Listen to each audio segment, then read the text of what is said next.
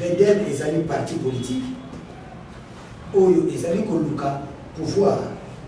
Yangoana. Nous français, parce que là je vais m'adresser au président de la République.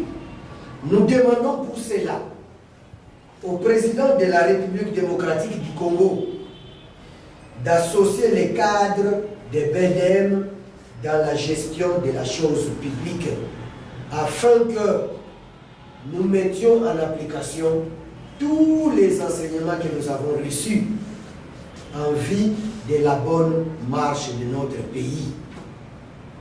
BEDEM dispose de cadres compétents, dotés de valeurs morales et spirituelles qui sont capables de bien gérer les entreprises du portefeuille, de bien gérer les villes de la République, de bien gérer les communes et toutes les entités de notre pays.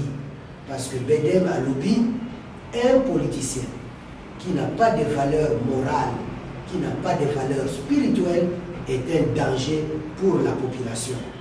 La fois passée, lobby Oyo, Nathalie, point de presse, le président de la République, son Excellence Félix Antoine Tshisekedi Tshilombo, Azo Kokamwa, a lobby degré ya corruption et ça dans mon cannabiso, Azo Kobanga, a lobby degré ya détournement ya bozui, ya moka, et ça l'icolo tellement makasike, a konga qui même est prêt. Il y a Kozonga le président Mobutu qui a été au Yiba, Yiba Tamwa Moké. Alors, il y a un malobi, à comment qui peut bien Koloba Yango. Alors, Bisson a BEDEM. Tant que tu es le Kouana, tu dis non. C'est parce que tous ces politiciens-là n'ont pas été préparés comme BEDEM dans les valeurs morales et dans les valeurs spirituelles. Il y a eu qu'on distinguait bien privé, la bien publicité. Or, bisous la BEDEM, le Bakaraki Congo, qui a mes voix, qui est au Kavouako. BEDEM, science, BEDEM, conscience, BEDEM, volonté politique, science et conscience, volonté politique, science et conscience, volonté politique, science et conscience, volonté politique.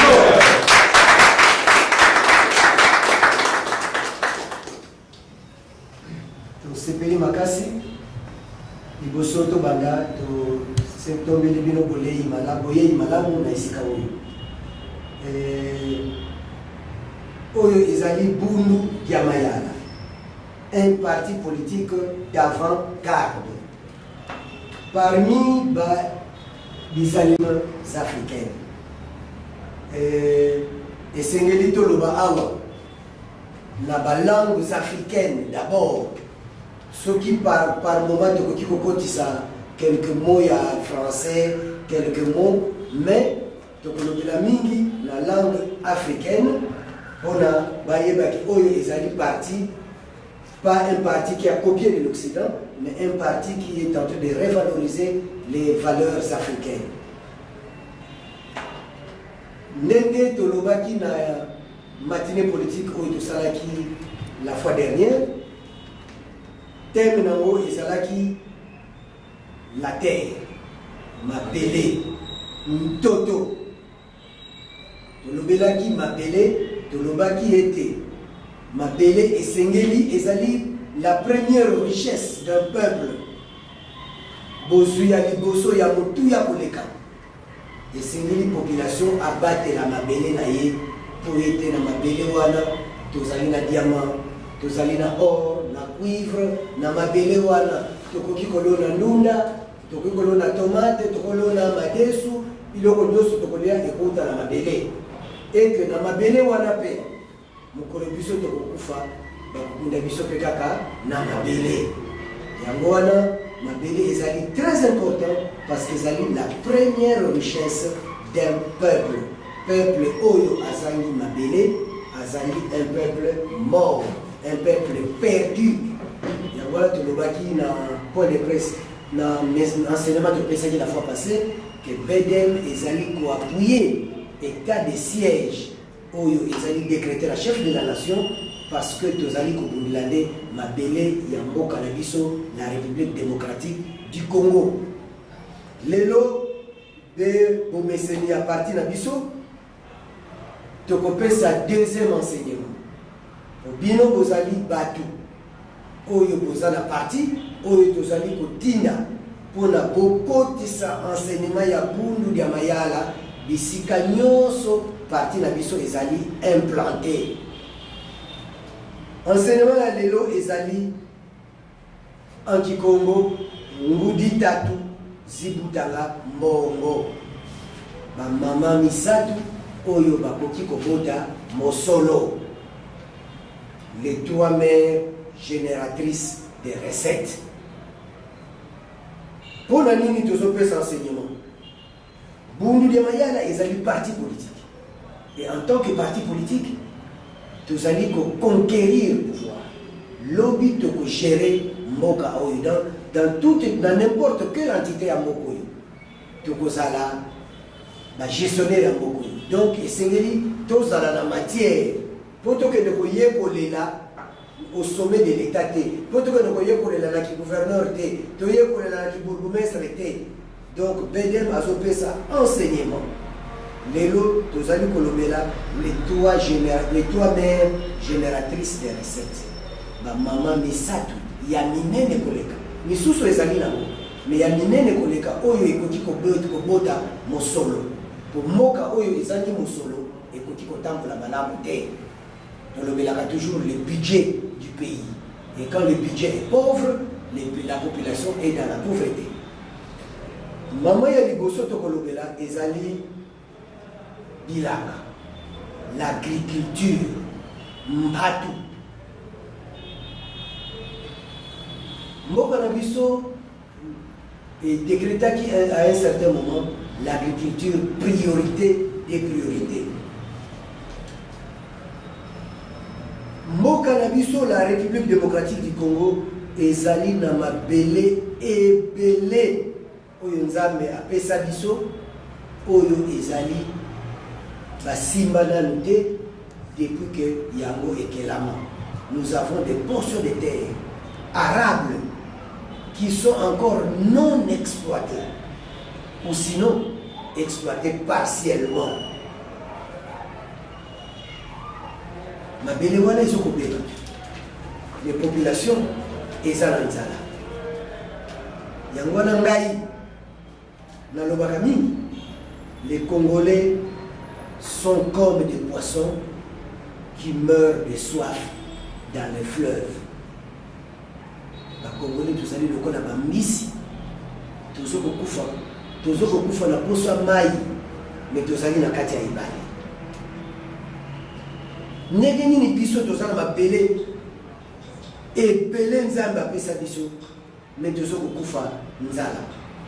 Alors que tokoki kolona et que tozoko vivre malamu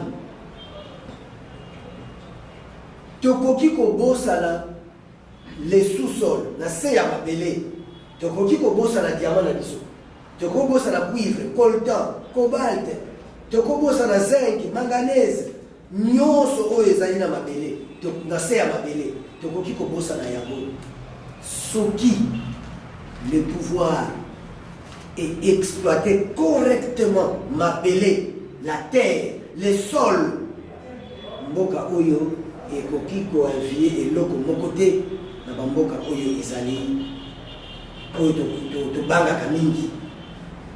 Donc formation ya BDM lelo ezali ete tango tokogere moko oyo dans n'importe quelle entité toyeba ke mama ya liboso oyo tokotia na avant-plan ezali mabele l'agriculture soki masango ebimi oyo tosali biso moko nguba madeso fufu ndunda oyo biso moko tosali mboka oyo ekoki kokufa nzala te.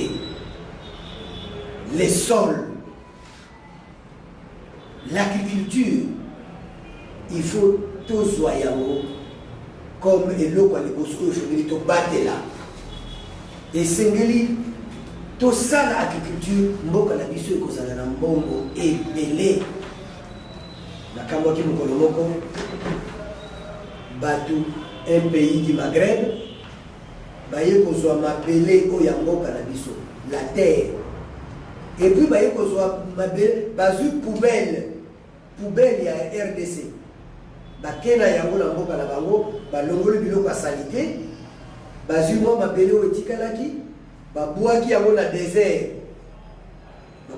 désert babaloli yango na zelo oyo eza na désert na mabele oyo ya biso baloni pomme de terre ebimi parce que mabele oyo ya Congo ezali très riche tango esangani na zelo oyo ya bango eboti pomme de terre ebele balie oyo etikali baye koteka wapi na République démocratique du Congo.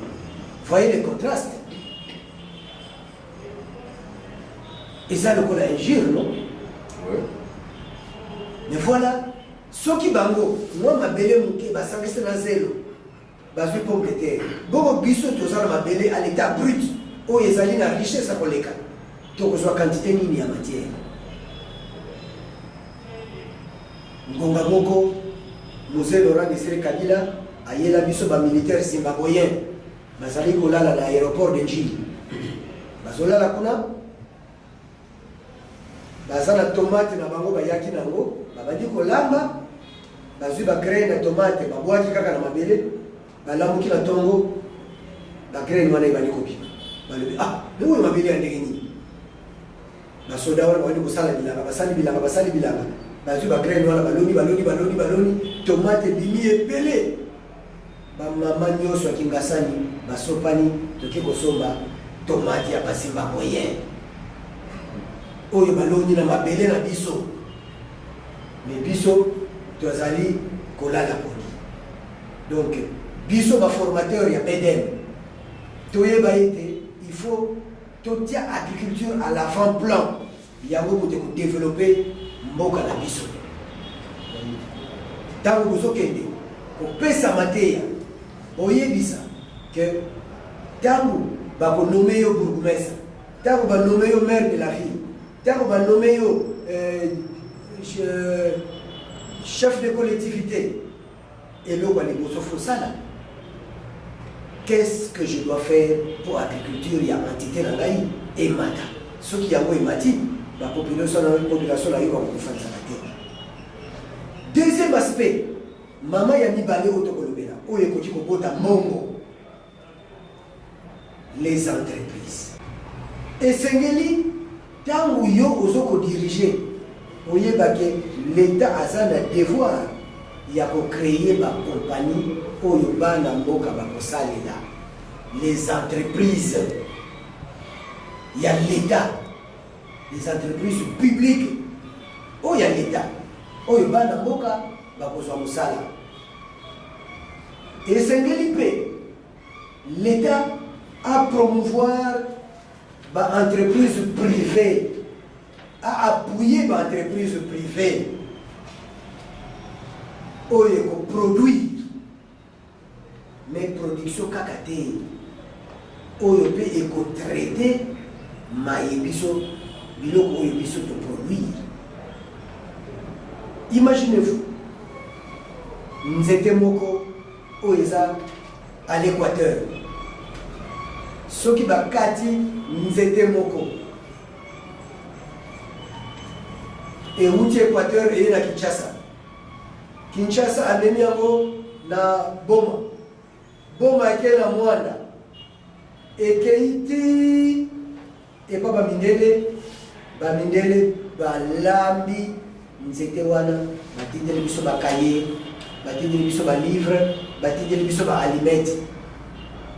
Biso tobandi kosomba baalimete, tobandi kosomba bakaye oyo basali na nzete na biso.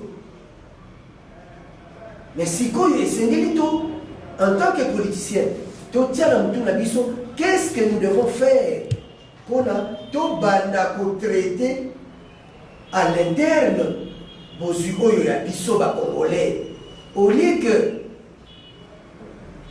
Miss oyo euti epa na biso ekende epa ba misusu batia na sardine bazongisela biso to banda kolia mo monso ya moke ya Miss alors que euti na mai na biso. Voilà donc ezali na devoir na biso en tant que politicien toye polisa ba congolais et même ba oyo bazo kokamba mboka na biso lelo po bayeba ete esengeli to créer ba compagnie et puis ba compagnie wana et produire kaka te mais to koma jusqu'au point de traiter ba produit na biso à l'interne. Voilà. Esengeli to sala mombungu esengeli to sala mombungu bokomona ete soki tosali agriculture tosali baentreprise tosali na commerce tokoevolue malamu koleka esengeli tosenga population na biso basala commerce mpona kobotisa oyo toza na yango. Ozalaki na eloko moko obotisa yango komi mibale ekomi misatu ekomi mine. Esengeli toyekolisa population ke ezali malamu kosala epai ya mutu oyo ndimaka présent, mais ezali malamu koleka ozala na eloko na yo ya yo moko. Donc okoki kobotisa oyo yoza nango bede meso kotinda bato basala commerce fructifier ce que nous avons. Il y a possibilité de le faire. Nous devons cesser d'être uniquement des importateurs. Nini tozosala na mboka na biso eloko basali yango na Dubai, commerçant na biso akesomba na Dubai aye koteka eloko basali na France, commerçant akesomba na France aye koteka abo. Mais biso nini tomemaka na France, tomemaka nini na Dubai? Donc le commerce oyo photo sala oyo Sédar Senghor alobaki, le rendez-vous du donner et du recevoir. Nous devons recevoir, mais ce qu'il peut toper ça. Qu'est-ce que nous amenons au marché mondial? Tozoyamba ou yabaninga, tozoyamba. Mais dans les commerces, ils ont malamu kaka teo que le kosomba ka oya koteka. Malamu ezali ouzui oya bino oke koteka la bango, osombi oya bango oya koteka epa na biso. Les commerces ekobota ekokoma malamu koleka. Nous devons fructifier nos avoirs par les commerces. Balobi encore, en tant que politicien, l'homme politique doit appuyer les activités commerciales. Donc, dans mon cas, tant que yo komi bourgmestre, tant que yo balobi que yo mutoza na entité songolo, ba entité commerciale ou eza na mboka na yo yeba ete yo ozali mutu fosala nyonso pona ba commerçant nyonso ya commune na yo bakoya te. Mais au contraire, ba mata. Maintenant il faut étudier qu'est-ce que je dois faire pour ba commerçant na ngai bakoya te. Donc nous devons appuyer les activités commerciales et non asphyxier les commerçants. Les autres sont bons amis. Commerçants, à un capital manqué, mais à bandi, service lié, service lié, service lié. Tu vas continuer la capitale lié, et puis en fait des comptes, toi là, à quoi? Mais Bedem, il faut appeler sa priorité na ba moyen oyo pouvoir foatia pona kumatisa baye bazo kosala mombongo po bakende liboso. Et puis Bedem alobi boye, dans tout le pays du monde, le petit commerce c'est l'affaire des nationaux. Moto akoki kobuta na mboka na yete aya na Congo abana kotekela biso sachet ya sukali, abana koteka mai, abana koteka mikate. Non, tozali contre ba étranger, mais commerce ya étranger ekoki kozala oyo ya muke muke te. Mwana mboka koteka ndenge nini? Soki libanais abandi koteka brosse moko ya 50 francs, ya 500 francs, mwana mboka koteka ndenge nini? Donc, il faut promouvoir les commerces, les petits commerces pour les nationaux. Ndenge yango isalemaka na bamboka misusu. Tolobeli les entreprises, tolobeli les commerces. En définitive, tokoloba eloko oyo. Bedem ezali parti politique. Oyo ezali koluka pouvoir. Yango wana. En français, parce que là je vais m'adresser au président de la République. Nous demandons pour cela au président de la République démocratique du Congo d'associer les cadres de Bedem dans la gestion de la chose publique afin que nous mettions en application tous les enseignements que nous avons reçus en vue de la bonne marche de notre pays. Bedem dispose de cadres compétents, dotés de valeurs morales et spirituelles, qui sont capables de bien gérer les entreprises du portefeuille, de bien gérer les villes de la République, de bien gérer les communes et toutes les entités de notre pays. Parce que Bedem a lobby, un politicien qui n'a pas de valeurs morales, qui n'a pas de valeur spirituelle, est un danger pour la population. La fois passée, lobby Oyo, Nathalie, point de presse, le président de la République, son Excellence Félix Antoine Tshisekedi Tshilombo, Azo Kokamwa, a lobby degré ya corruption et ça dans mon canabiso, Azo Kobanga, a lobby degré ya détournement ya bozui, ya moka. Et ça, l'écolo tellement makasi que a combattu même prêt. Il y a besoin de la président Mobutu qui a été au Iba, Iba ta moi mon cœur. Alors, il y a des malobis, a combattu Pembe Yakoloba Yango. Alors, Bisson a Bedem, tant que tu es le Kouana, tu dis non, c'est parce que tous ces politiciens-là n'ont pas été préparés comme Bedem dans les valeurs morales et dans les valeurs spirituelles. Il y a qu'on distinguer bien privé, la bien publicité. Or, Bisson a Bedem, dans le Bakaraki Congo, qui a mes voix, qui est au Kavouako. Nyonso eza yangate na koki kozwa yango te mpona salela yango ndenge ngai nalingi. Yango wana Bedem na bavaleur morale oyo toza na yango ntango tokogere mboka oyo dans les entreprises, dans les communes, dans les provinces, dans la structure nyonso, la valeur morale na biso ntango tokoaplike yango mboka oyo ekomata pe ekokende liboso. Voilà donc vous mes ambassadeurs, na moi petite leçon na pesi bino lelo, na tindi bino na marché, na tindi bino sikoyo, pour Panza, enseignement Oyo, dans tout membre de BEDEM et tout citoyen de la République démocratique du Congo. BEDEM ne travaille pas seulement pour BEDEM, pas pour lui, mais pour toute la République.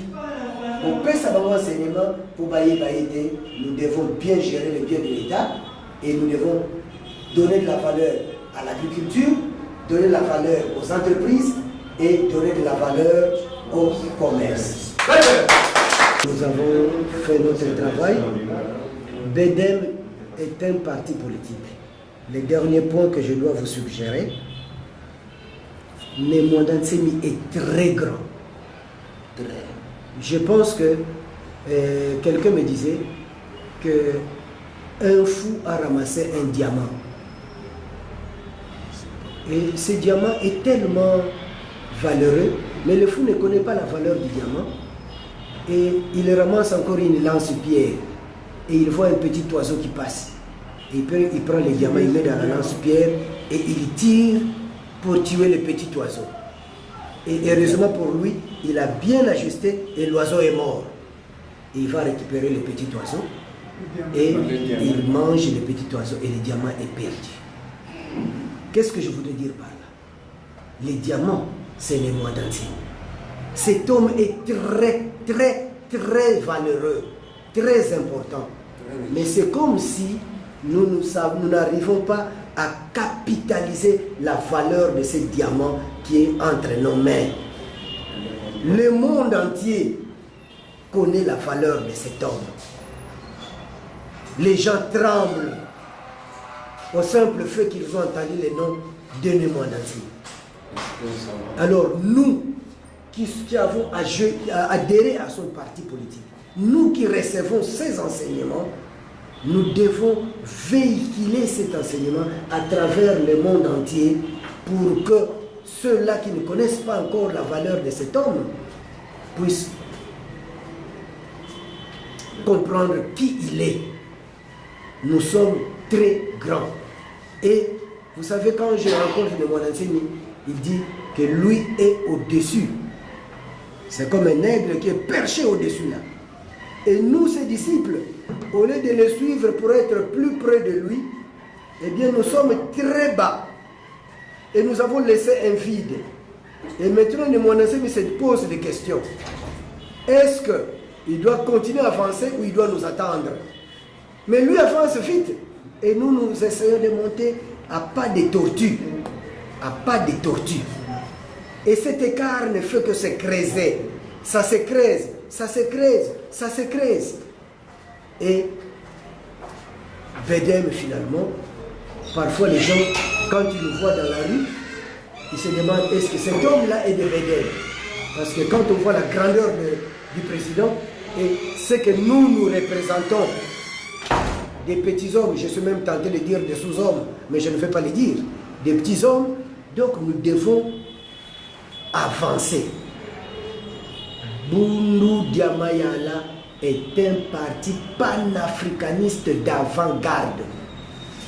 C'est nous qui devons impulser. C'est nous qui devons donner de la matière aux autres partis qui sont là pour faire les Djalelo. Djalelo. On est là, on applaudit et en fin de compte, aucune notion politique. Mais nous, dans Bundu Diamayala, si je peux vous présenter les documents qui viennent récemment de sortir, ça c'est un document de Némoandansimi où il parle de matières qu'il enseigne pour la formation de ces cadres. Voilà la matière d'aujourd'hui. Voilà les différentes matières enseignées par Némoandansimi pour former ces cadres. Ici, il parle de la terre. Ici, il parle de l'indépendance. Ici, il parle de l'esclavage, Kinkole. Tout ça, ce sont des matières. Parce que là aussi, on peut se demander. Nous avons fêté le 61e anniversaire de l'indépendance de notre pays. Mais une question peut être posée. Sommes-nous réellement indépendants? Non, sommes-nous n'est pas ou pas. 61 ans Un enfant de 61 ans a déjà des cheveux blancs. Mais qu'est-ce qu'il est devenu cet enfant? Nous sommes en train de nous chercher encore. C'est parce que la classe politique congolaise n'a pas reçu les enseignements convenables. Elle est médiocre. Voilà pourquoi les Mwanantsimi a disponibilisé ces enseignements, non pas seulement à Bundu de Mayala, mais à tous les Congolais, pour qu'ils sachent comment gérer la chose publique. Voilà. Tout ça, ce sont les enseignements des Mwanantsimi. Il y en a tellement beaucoup, parce que les syllabistes comme ça, il y en a légion. Tout ça, ce sont les enseignements des Mwanantsimi. Vous voyez, il enseigne par des images. Hein? Il enseigne par des images. Tout ça, ce sont des enseignements que nous avons déjà reçus. Mais que les communs des partis politiques de ces pays ne possèdent pas. Voilà pourquoi nous sommes au-dessus de tous les autres. Nous devons donc capitaliser. Mais nous ne sommes pas encore arrivés à la campagne électorale. Mais nous devons nous battre. Parce que si tous ces enseignements se limitent entre les quatre coins de cette maison, ça risque de paraître inutile. Nous devons être aux affaires pour que chacun dans son coin, il puisse donner ses enseignements à toute la population de sa juridiction. Et de cette façon-là, notre pays sera géré avec les enseignements de Bundu de Mayala et avec les valeurs morales et spirituelles véhiculées par Bundu de Mayala. En ce moment-là, ce pays va vraiment être un scandale qui va étonner le monde entier. Quelqu'un disait, quand Dieu a créé le monde, il n'a pas... C'est comme une petite allégorie. Il a créé le monde et il n'y avait pas de minéraux. Il a mis les minéraux dans un sac. Il a jeté un peu de charbon en Belgique. Il a jeté un peu de pétrole en Arabie Saoudite. Il a jeté et il est venu au Congo la nuit. Et Dieu s'est fatigué. Il dit, je ne peux plus marcher. Il a pris tous les sacs, il a jeté au Congo. Les anges, ils ont dit, mais comment? Mais ce pays va être trop riche. Et c'est ça que nous sommes. Très riches. Mais des poissons qui meurent de soif dans le fleuve par manque d'enseignement. Voilà, Bundu de Mayala est venu réveiller non seulement ces militants, mais réveiller même les dirigeants de ces pays. Si les dirigeants de ces pays connaissaient la valeur de Mwanantsimi, c'est quelqu'un qui serait protégé jusqu'à la dernière énergie. Mais hélas, hélas, hélas, malheur à ceux qui comprennent.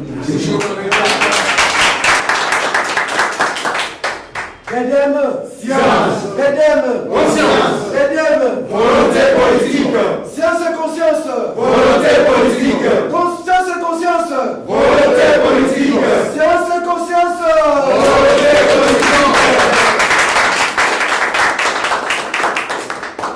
Ok, cela étant dit, nous vous disons merci.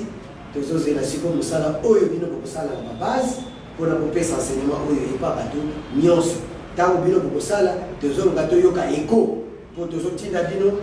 Ma mission soudé que vous avez il faut que la province orientale, il faut que na Lubumbashi, il faut que na Kivu, la province nyonso les 26 provinces. Vous avez le pesa enseignement oyo pour la bateau nyonso baye baké. Bedel azali parti politique et Zoluka Bolango, il y a République démocratique du Congo. Je vous remercie.